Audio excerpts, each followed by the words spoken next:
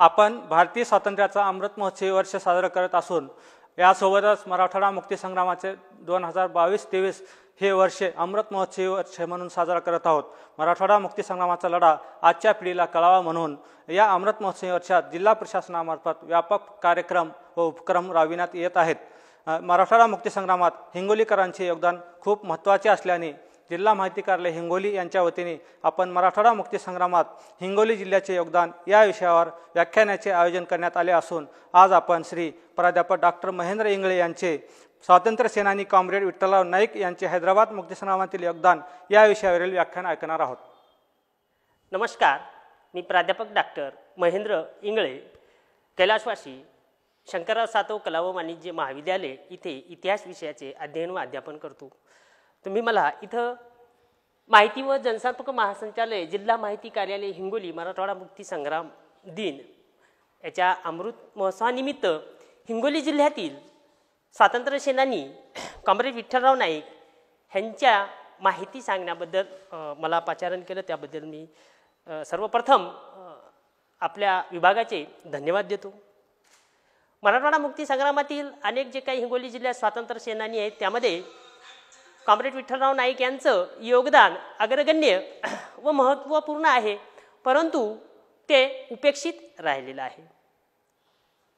आपल्याला स्वातंत्र्य सैनिकांची माहिती घ्यायची तर निजाम संस्थानाविषयी सारांश रूपाने मी थोडं 2 मिनिटं निजाम संस्थानाविषयीची माहिती घेतो। 1724ला निजाम उल मुल्क कमरुद्दीन यांनी निजाम संस्थानाची स्थापना केली। हा पहिला निजाम होता। एकूण 7 निजाम झाले आणि ह्या निजामामध्ये 3 प्रांतांचा समावेश होता, मराठवाडा, तेलंग आणि कर्नाटक। भाषावार मराठवाड्यामध्ये निजामकालीन 5 जिल्हे येतात, त्यामध्ये औरंगाबाद असेल, बीड असेल, परभणी, उस्मानाबाद आणि नांदेड। ह्या 5ही जिल्ह्यामध्ये परभणी जिल्हा हे केंद्रस्थान, परभणी जिल्ह्याअंतर्गत नंतर हिंगोली जिल्हा झाला आणि कळमनुरी तालुक्यातील अनेक स्वातंत्र्य सैनिकांचं महत्त्वपूर्ण योगदान आहे। त्यामध्ये दीपाजी पाटील असतील, माणिकराव टाकळगावकर असतील, अण्णाराव टाकळगावकर असतील किंवा अनेक जी काही स्वातंत्र्य सेनानी आहेत हिंगोली जिल्ह्याची अनेक, ह्यामध्ये कॉम्रेड विठ्ठलराव नाईक यांचं योगदानसुद्धा अग्रगण्य आणि महत्त्वपूर्ण आहे। तेव्हा मी कॉम्रेड विठ्ठलराव नाईकांच्या जीवनचरित्राविषयी थोडक्यात माहिती सांगतो। कळमनुरी तालुक्यातील चिंचोडी या गावचे कॉम्रेड विठ्ठलराव नाईक यांचा जन्म आहे। त्यांच्या आईवडिलाचं नाव चंपतराव मस्के, तर आईचं नाव जिजाबाई होतं। लहानपणीच त्यांच्या वयाच्या 7व्या वर्षी आईचं निधन झालं, 7व्या दिवशी आईचं निधन झालं। वाङ्मार्गाला न लागता प्राथमिक शिक्षण, माध्यमिक शिक्षण आणि 10वीपर्यंतचं शिक्षण अतिशय खडतर अशा प्रवासात गेलेलं आहे। त्यांची आजी राजसबाईनं कॉम्रेड विठ्ठलराव नाईक यांचा परतपाळ केला। वारंगा मसाई कळमनुरी तालुक्यातच त्यांचा आजूळ तिथं प्राथमिक शिक्षण झालेलं आहे। त्यानंतर 5वी ते 7वी विदर्भामध्ये मोरत ह्या ठिकाणी, तालुका महागाव, जिल्हा यवतमाळ इथं त्यांचं शिक्षण झालेले। नंतर उमरखेडे येथे 7वी ते 8वी हे शिक्षण जेठमलानी राष्ट्रीय शाळा इथं झालेलं आहे। तिथंच त्यांचं व्यक्तिमत्व घडत गेलं। तिथून परत वाशिम येथे 9वी 10वी इथं असताना त्यांचं शिक्षण गेलं। 1947 हा काळ भारतीय स्वातंत्र्याचा काळ होता आणि त्यांचं व्यक्तिमत्व घडत गेलं। मुळातच कॉम्रेड विठ्ठलराव नाईक यांचा स्वभाव हा चळवळी वृत्तीचा होता। आणि मग आपल्याला पाहावं लागते की व्यक्तीचं व्यक्तिमत्व कसं घडतं, त्याचा स्वभाव, त्याच्या आजूबाजूची परिस्थिती, सामाजिक परिस्थिती, भोवताल काय चालू आहे, कुठलं वातावरण, तर भारतीय स्वातंत्र्य चळवळीचं वातावरण तर साहजिकच अनेक स्वातंत्र्य सेनानी किंवा अनेक समाजसुधारक त्यांच्यावर पडलेल्या प्रभावामुळे ते काय आहे ह्या प्रवाहात आले आणि संबंध आपलं आयुष्य त्यांनी चळवळीमध्ये त्यागलेलं आहे। तसंच कॉम्रेड विठ्ठलराव नाईक यांनीही। आणि मग त्याच काळात निजामाची सत्ता होती। निजामांनी मराठवाड्यामध्ये त्यात परभणी जिल्हा हा अग्रेसर होता, त्यामध्ये कळमनुरी तालुका, आणि कळमनुरी तालुका हे निजामांचं प्रस्थ किंवा केंद्र होतं, प्रॉपर कळमनुरी। आणि मग इथेही अनेक घटना घडत होत्या की मराठवाड्यातील जनतेवर अन्याय अत्याचार। हा लढा म्हणजे काय होता, अन्याय अत्याचाराच्या विरुद्ध। आणि मग कॉम्रेड विठ्ठलराव नाईक ह्या लढ्यामध्ये कसे पूर्णपणे सहभागी झाले. तर पूर्णा येथील एक भाऊ आपल्या बहिणीला घेऊन जात असताना रजाकारांनी त्याच्या बहिणीला पळवून नेलं आणि ही बातमी त्यावेळेस अकोला येथील मातृभूमी या वृत्तपत्रामध्ये आली आणि ही वाचून त्यांचं मन सुन्न झालं, खिन्न झालं. तो काळ भारतीय स्वातंत्र्य चळवळीचा ह्यांचं ही प्रवृत्ती होती. आणि मग ह्यामध्ये ही बातमी ऐकून कॉम्रेड विठ्ठलराव नाईकांनी मनाशी चंग बांधला आणि अन्यायाविरुद्ध म्हणजेच निजामाच्या शासनाविरुद्ध लढण्याची भूमिका घेतली आणि 10वी या वर्गातून कायमस्वरूपी शिक्षणाचा त्याग केला आणि ह्या चळवळीमध्ये सामील झाले. मराठवाडा मुक्ती संग्राम चळवळ किंवा भारतीय स्वातंत्र्य लढतही त्यांचा विद्यार्थी दशेत सहभाग होता. हीच मंडळी पूर्ण ह्यामध्ये आपल्याला दिसून येते. आणि कॉम्रेड विठ्ठलराव नाईकांनी मग अशा पद्धतीनं निजामांच्या विरुद्ध जी काही सशस्त्र लढा ज्या मराठवाडा मुक्ती संग्राम दिन म्हणून किंवा त्याला हैदराबाद मुक्ती संग्राम दिन म्हणतात, ही सामाजिक संघटना, राजकीय संघटना आणि जसा भारतीय स्वातंत्र्य लढा लढला गेला त्याच पद्धतीनं मराठवाडा मुक्ती संग्राम किंवा हैदराबाद मुक्ती संग्राम हा सुद्धा लढा वेगवेगळ्या टप्प्यात लढला गेलेला आहे. स्वामी रामानंद असतील, गोविंदबाई सराफ असतील, अकू वाघमारे असतील, चारटाणकर असतील, ही पुढची मंडळी यांच्या नेतृत्वाखाली आणि शेवटचा टप्पा म्हणजे जे की सशस्त्र लढा हा अतिशय महत्त्वपूर्ण ठरलेला आहे. जसं की भारतीय स्वातंत्र्याचे असहकार चळवळ असेल, सविनय कायदेभंग असतील किंवा उपोषण असेल, ह्या मार्गाने सनदशीर मार्गाने, परंतु हैदराबाद मुक्ती संग्रामातही शेवटचा टप्पा हा सशस्त्र लढा होता.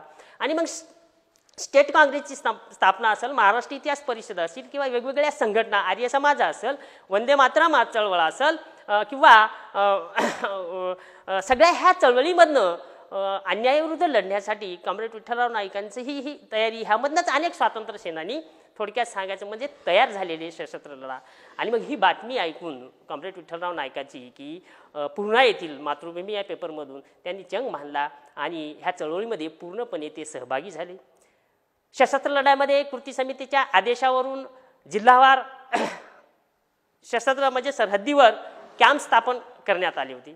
तसंच कळमनुरी तालुक्यातला शंभाळपिंपरी हा कॅम्प अतिशय महत्त्वपूर्ण होता. तसंच परभणी जिल्ह्यात 5 कॅम्प होते.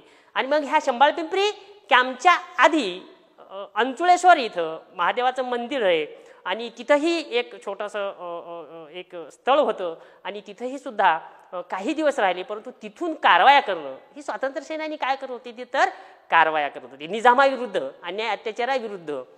आणि ह्या जे काही निजामाचं आहे, जी काय पैनगंगा नदी आहे आणि पलीकडं विदर्भ, म्हणजे भारत स्वातंत्र्य झाला त्यानंतर आपण 13 महिन्यांनी स्वातंत्र्य झालो, परंतु हा जो काही संघर्ष आहे किंवा त्या स्वातंत्र्य सेनानी बलिदान केलं, तसं कॉम्रेड विठ्ठलराव नाईकांनी पूर्ण वेळ शंभाळपिंपरी कॅम्प येथून काय केलेलं आहे, निजामाविरुद्ध कारवाया केल्या. मग काय कारवाया ह्या स्वातंत्र्य सैनिकांनी केल्या, त्यामध्ये विठ्ठलराव नाईकांची काय भूमिका होती. दीपाजी पाटील हे कॅप्टन त्या कॅम्पचे प्रमुख होते, तर कॅप्टन प्रमुख कॉम्रेड विठ्ठलराव नाईक होते. मग कॅप्टन प्रमुख ह्या नात्यानं जी काही स्वातंत्र्य सेनानी त्यांना येऊन मिळाली होती त्याला मार्चशील किंवा कवायती करणं, शस्त्रसाठा गोळा करणं किंवा अन्याय अत्याचार होईल त्याची माहिती घेणं आणि तिथं जाऊन त्याचा प्रतिकार करणं.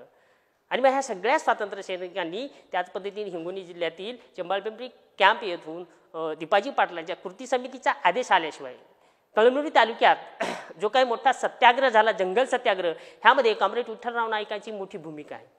मराठवाड्यात जो काही मराठवाडा मुक्ती संग्राम ह्या 5 जिल्ह्यामध्ये विशेष करून निजामकालीन परभणी जिल्ह्यात आताचा हिंगोली जिल्हा ह्यामध्ये कळमनुरीमध्ये सगळ्यात मोठा जंगल सत्याग्रह झालेला आहे. जंगल सत्याग्रह म्हणजे काय होता, तर निजामांना जी काही मोहाची किंवा तांडीची जी काही झाडं होती ह्यापासून उत्पन्न मिळत होतं, जी काही त्याला आपण दारू म्हणू थोडक्यात, आणि ह्यापासून मोठ्या प्रमाणात काय होत होतं, त्यांना उत्पन्न मिळत होतं. आणि मग कृती समितीचे आदेश आलते स्टेट काँग्रेसचे की ह्यांचं उत्पन्न कशा पद्धतीनं कमी करायचं, जेरीस आणणं. भारतीय स्वातंत्र्य लढा म्हणजे काय होतं, ब्रिटिशांना जेरीस आणणं, असहकार पुकारणं. त्याच पद्धतीनं निजाम संस्थानामध्ये हे इथं अन्यायाविरुद्ध, अत्याचाराविरुद्ध आणि प्रशासनात खिळखिळ कसं करणं आणि त्यांना स्वातंत्र्य हवं होतं, सगळं स्वातंत्र्य.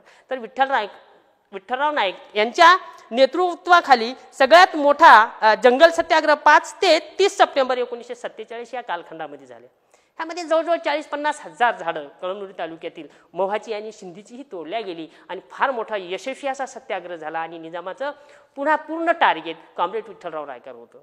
त्यांना पकडण्यासाठी धरपकड करण्यासाठी किंवा बक्षीसही दिली गेली, परंतु विठ्ठलराव नाईक शेवटपर्यंत त्यांना सापडले नाही. हे विशेष कारण की जर सापडले असते तर निजाम काय करत होते ह्याची कल्पना आपल्याला येतच असेल. पनिशमेंट होतं. फस्ती निशाण 52 आणि 53 ह्यानुसार निर्बंध लादले होते गैरमुस्लिम लोकांवर, म्हणजे हिंदू तत्कालीन आणि सगळ्याच जाती धर्माची आली त्यामध्ये. परंतु भाषणाचं स्वातंत्र्य नव्हतं, बोलण्याचं स्वातंत्र्य नव्हतं, विचार मांडण्याचं स्वातंत्र्य नव्हतं, सांस्कृतिक स्वातंत्र्य नव्हतं.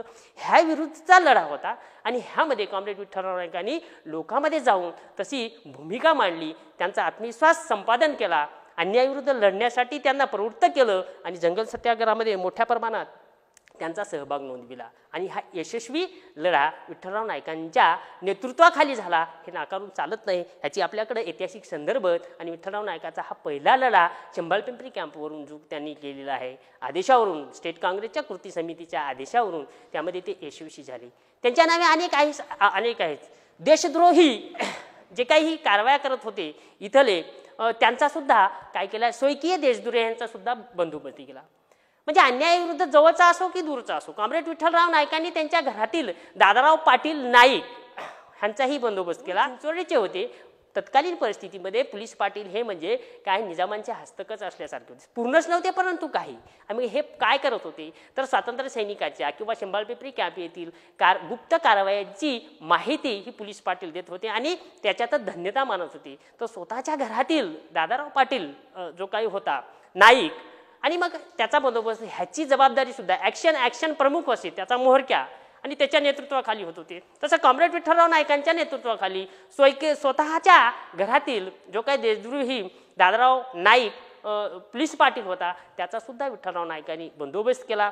कारण की हेरेगिरी करून प्रत्येक कारवाई करत होती. हे जे काही सशस्त्र कॅम्पवरील स्वातंत्र्य सेनानी ती काय लगेच उठलं की जात नव्हते. एक लक्षात घ्या, त्याची हेरेगिरी करणं, माहिती काढणं ही एक मोहीम होती किंवा युद्धासारखंच हे एक काम होतं. आणि त्यामध्ये कॉम्रेड विठ्ठलराव नाईकांनी मग चिंचोळी स्वतःचं गाव असल्यामुळं त्यांना हेरेगिरी करायचं काम नव्हतं, ह्याची जबाबदारी सुद्धा त्यांच्यावर सोपवली. निवडक त्यांच्यासोबत माणिकराव देशमुख असतील, अण्णाराव टाकळगाव असतील किंवा निवडक 10-12 सैनिक कळमनुरी तालुक्यातील त्यांच्या सोबत होती. आणि मग ही जबाबदारी घेतली आणि स्वतःच्या गावातील दादाराव नाईक पाटलांच्या रात्री जाणं, पूर्ण त्या पाटलाच्या वाड्याला संरक्षण स्वातंत्र्य सैनिकांनी घेरा घातला होता. विठ्ठलराव नाईक त्याच गावचे असल्यामुळे, स्वतःचंच घर असल्यामुळे म्हणजे भावकीचं त्यांना ती माहिती होती. आणि मग जी काही पूर्वी पोलीस पाटलाच्या याच्यात जी बंदूक लटकलेली असेल, जो काही शेतसहारा होता आर्थिक तोही जमा होता. आणि पूर्वी तत्कालीन परिस्थितीमध्ये जे काही यशकर किंवा महार म्हणून आपण त्याला ते एक पद होतं आणि त्यांना ते संरक्षणासाठी ठेवलं जात होतं. त्याला यशकरकी म्हणून किंवा इमानदार म्हणून ती जमात गणल्या जात होती ब्रिटिश काळापासून. तसाच एक होता झिंग्या नावाचा महार, परंतु तो योगायोगाने तिथं नव्हता. आणि मग त्या वेशभूषेत स्वातंत्र्य सेनानी सगळे, तसंच कॉम्रेड विठ्ठलराव नाईकांनी वेगवेगळ्या कामठ्याची वेशभूषा असेल किंवा वेगवेगळ्या वासुदेवाची असेल, शेतकऱ्याच्या असतील, कामगाराच्या, ह्या सगळ्या वेशभूषेत, तसंच झिंग्या महाराच्या किंवा त्या ह्याच्या वेशभूषेमध्ये जाऊन स्वतःच्या भावकीतील दादाराव नाईकांच्या दरवाजावरची बंदूक होती आधी ती हस्तगत केली. म्हणजे त्याचा परिणाम किंवा शत्रू हे होतं. त्यानंतर तो घरात गेले तर दादाराव पाटील घाबरले होते. बाजूनी सगळ्या स्वातंत्र्य सैनिकांनी घराला वेढा दिला होता. स्वतः विठ्ठलराव नाईक आतमध्ये गेले आणि मग ते कुठेच सापडत नव्हते. जो काही शेतसारा होता तो हस्तगत केला, काही कागदपत्र असतील निजामाची ती हस्तगत केली. आणि नंतर कॉम्रेड विठ्ठलराव नाईकांनी त्यांना शोध घेतला तर दादाराव पाटील नाईक हा भीतीनं धान्याच्या कणगीमध्ये जाऊन लपला होता आणि त्याच्या मुसक्या आवळल्या. चंबालपिंपरी कॅम्पला इथे घेऊन गेले. त्याला खरे पाहिले तर जीवेच मारणार होते. का? कारण की देशद्रोही ह्या कारवाया करत होता. म्हणजेच काय तर त्या कॅम्पवरील सगळ्या स्वातंत्र्य सैनिकाच्या माहिती ह्या कुणाला देत होता? निजामाला. ही हस्तकच होती आणि त्याच्यात धन्यता मानत होती. आणि मग परंतु त्यांनी सगळ्यांच्या पाया पडले दादाराव नाईक आणि ह्यापुढे मी कधीही काय अशा कारवाया करणार नाही अशी माफी मागितली. आणि काय म्हणजे अशा पद्धतीनं कॉम्रेड विठ्ठलराव नाईकांनी अनेक देशद्रोही जी काही गावगुंड असतील, देशद्रोही असतील, जे की निजामाच्या हस्तक असतील, यांचा बंदोबस्त केला. म्हणजे आपल्या हिंगोली जिल्ह्याचा एवढं मोठं नेतृत्व कॉम्रेड विठ्ठलराव नाईक, असे अनेक त्यांची कार्य आहेत. बरोबर आहे. गाडीबोरीचा नाका उद्ध्वस्त करणं, नाका असेल, शेतसारा वसूल करणं असेल, किंवा लेव्ही म्हणून धान्याच्या स्वरूपातून, नाका म्हणजे दळणवळणाची साधनं बाहेर प्रांतातून आत येतं, तर निजाम मोठ्या प्रमाणात त्यांना काही आर्थिक सोर्स किंवा वसुली करत होती. आणि मग कृती समिती जी काय स्टेट काँग्रेसची, त्यांच्या आदेशानुसार पुन्हा नाक्यावर हल्ले करण्याचा आदेश आला. गाडीबोरी नाका हा जी की ही पैनगंगा नदी आहे, गाडी बोरी तिखाडी किंवा जी सरहद्दीवर गावं आहेत, आणि पलीकडं पैनगंगा आणि त्याच्या पलीकडं काही विदर्भ होतो. आणि ये जा जी काही रस्ता, ह्या वेळेस निजाम जी काही शासन होतं मोठ्या प्रमाणातून वसुली करत होतं आयात निर्याची, किंवा आपण दळणवळणाची साधनं म्हणू, किंवा जी काही असतील गाड्या वगैरे. तर अशा वेळेस कृती समितीच्या आदेशानुसार, दीपाजी पाटलाच्या आदेशानुसार कॅम्पवरून परत दुसरा मोहिमेची जबाबदारी कॉम्रेड विठ्ठलराव नाईकांनी घेतली आणि गाडीबोरी नाका उद्ध्वस्त करण्याची जबाबदारी केली.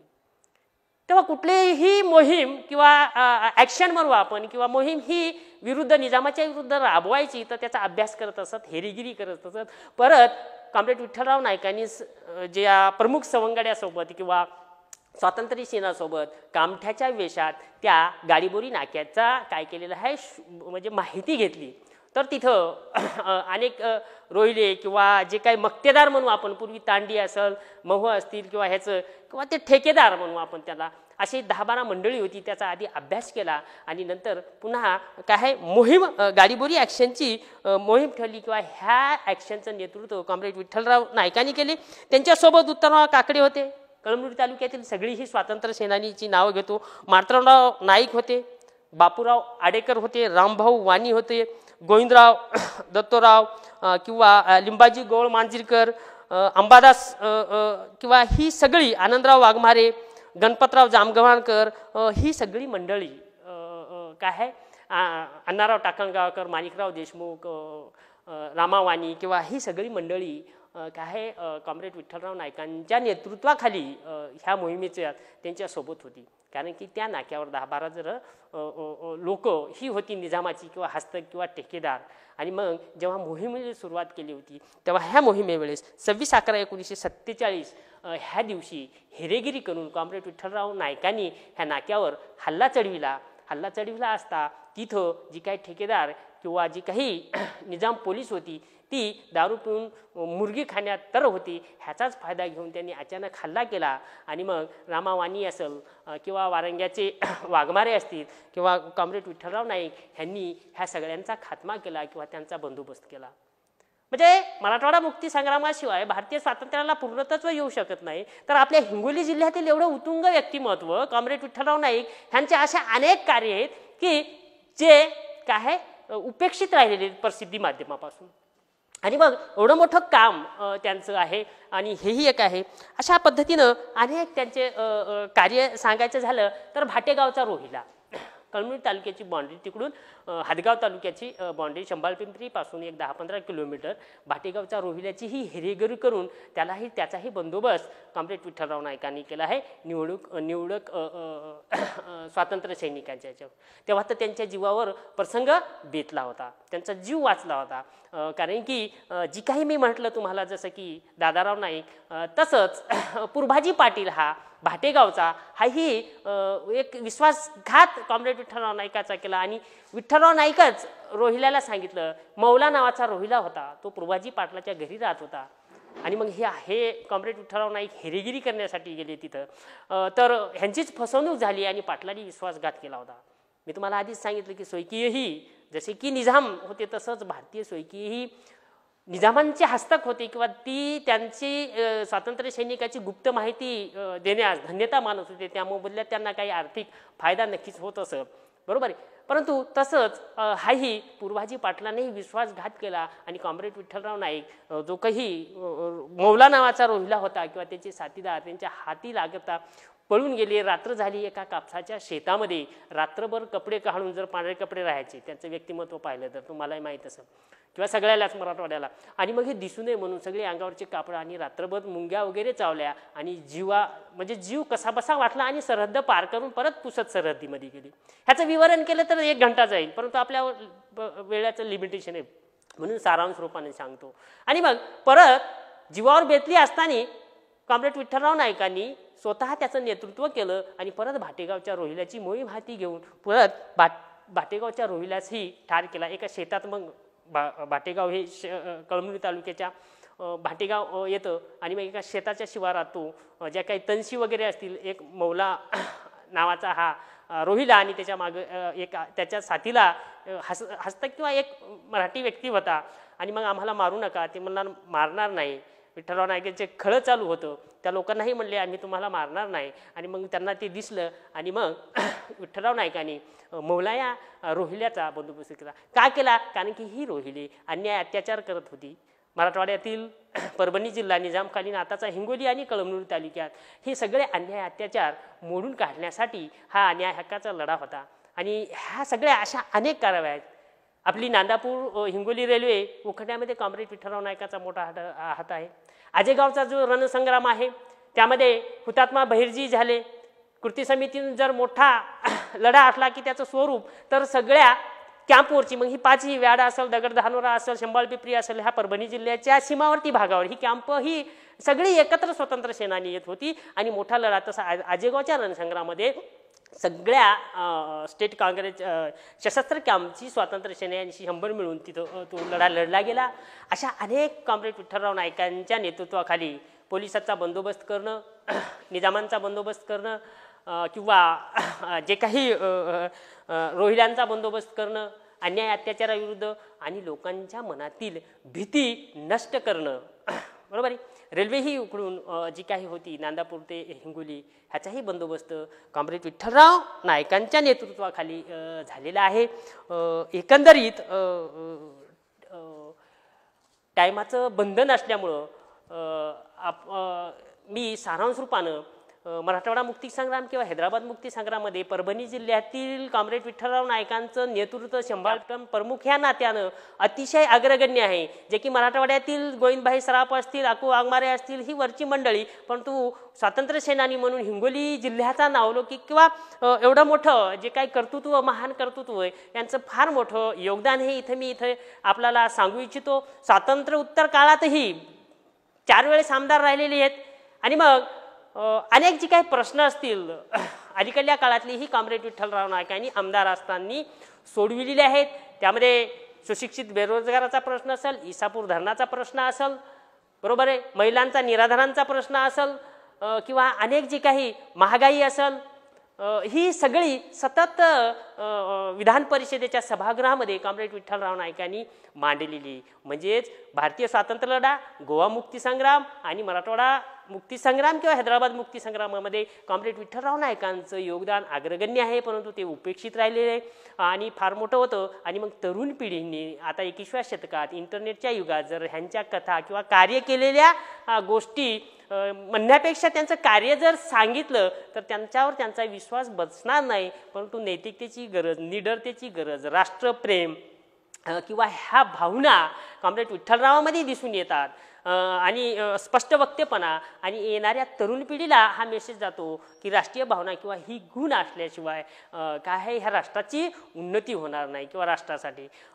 एक सांगायचं की हे काही जास्त शिकलेले नव्हते किंवा ह्यांना म्हणजे 10वीपासूनच की MA MPhil PhD असं वगैरे काय नाही पण निस्वार्थीपणे अन्यायाविरुद्ध लढणं. ह्यांना माहीत नव्हती की आपल्याला पुरस्कार मिळेल किंवा आपल्याला पेन्शन मिळेल किंवा आपल्याला आपल्या घरच्यांना फायदा होईल. कुठलाही निस्वार्थीपणे ही सगळं कार्य आपल्याला केलेले दिसतं.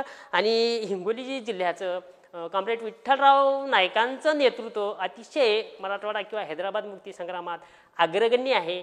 अनेक त्यांच्या कारवायांचा इथं मी उल्लेख केला आणि मला जे काही माहिती होती ती मी सांगण्याचा प्रयत्न केला. मला संयोजकांनी संधी दिली त्याबद्दल मी धन्यवाद देतो.